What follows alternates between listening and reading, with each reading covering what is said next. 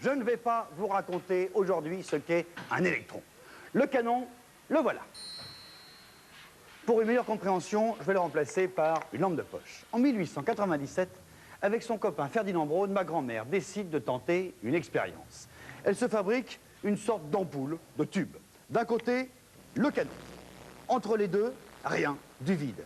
De l'autre côté du tube, à l'intérieur, sur le verre, une matière fluorescente. C'est génial, c'est comme si j'avais un jet de lumière qui arrose la plaque et qui l'illumine.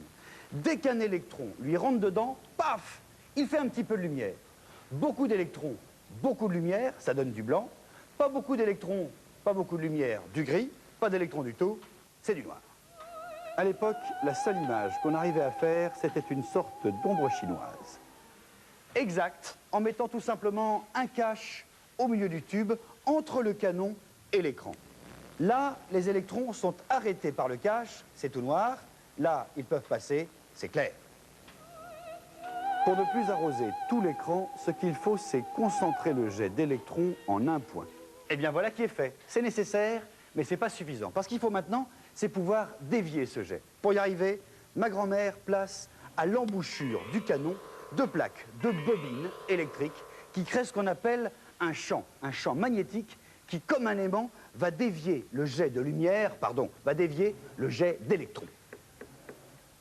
J'arrive donc à déplacer mon point lumineux avec une simple commande électrique. Plus, moins, plus, moins, plus. J'arrive à déplacer mon point d'impact où je veux. Ça balaye. Ma grand-mère vient d'inventer le balayage horizontal. Vous remarquerez que si je balaye très très vite, nos yeux n'ont pas le temps de voir, n'ont pas le temps de discerner le point. On ne voit plus qu'une seule ligne. C'est comme la lampe de poche de ma grand-mère qu'elle agite très vite dans le noir. Et ce qui marche dans ce sens horizontal peut marcher aussi dans ce sens-là, vertical. Eh oui, ma grand-mère met deux autres bobines à la verticale et hop, elle met au point le balayage vertical. Maintenant, elle peut vraiment placer son point où elle le veut sur l'écran. C'est comme le télécran de mon enfance.